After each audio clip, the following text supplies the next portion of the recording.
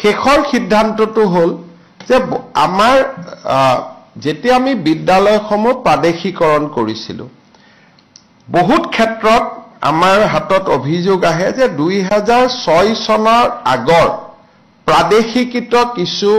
বিদ্যালয় 2006 চনৰ আগত স্থাপন হোৱাৰ পিছতো চৰকাৰে তেওঁলোকক প্ৰাদেশিকৰণ নকৰিলে এই অভিযোগটো গাঁৱে ভূঞে গৈ থাকিলে এই অভিযোগটো পোৱা যায় যে প্ৰাদেশিকৰণৰ বাবে যোগ্যতা থকাৰ পিছতো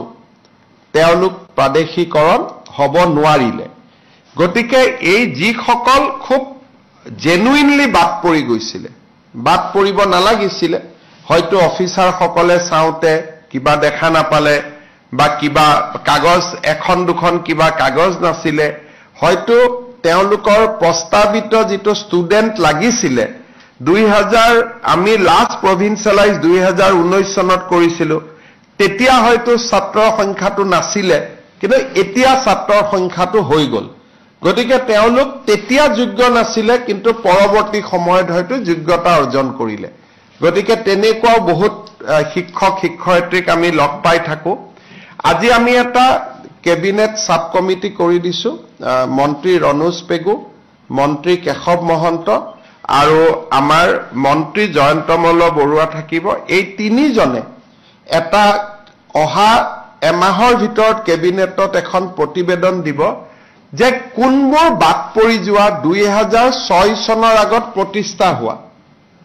কোনবোৰ শিক্ষানুষ্ঠানক আমি প্ৰাদেশিকৰণ কৰিব পাৰো বা যোগ্যতাৰ কি মানদণ্ড হ'ব লাগে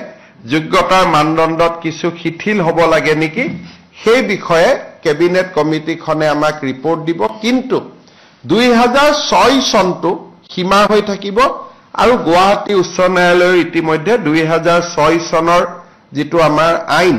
সেই আইনখনক ইতিমধ্যে বৈধ বুলি ঘোষণা কৰিছে ইয়াত আমি সেইখিনি মানুহৰে সমস্যা পুনৰ বিবেচনা কৰিম যি সকলে আমাৰ যিকোনো কাৰণতে বাদ পৰিব হয়তো নালাগিছিল কিন্তু বাদ পৰি গল হয়তো মাটিৰ কাগজ এখন দেখাব পৰা নাছিল তেতিয়া বসুন্ধৰা আহা নাছিলে মাটিত বহি আছিল কিন্তু মাটিৰ কাগজ নাই হয়তো ডিপাৰ্টমেন্টত গৈছে ডিপাৰ্টমেন্টত কিবা কাৰণত মিস্টেক হৈ গৈছিল 20 জন ছাত্ৰ লাগে 19 জন ছাত্ৰ আছিল এতিয়া ছাত্ৰৰ সংখ্যা 20 জন পাৰ হৈ গল এই জেনুইনলি বাদ পৰি যোৱা কিছু শিক্ষানুষ্ঠানৰ সমস্যাখিনি সাবৰ কাৰণে আমি এটা এই কেবিনেট কমিটিখন কৰি দিছো যাতে আমি এইটো ক্ষেত্ৰত আগবাঢ়িব পাৰো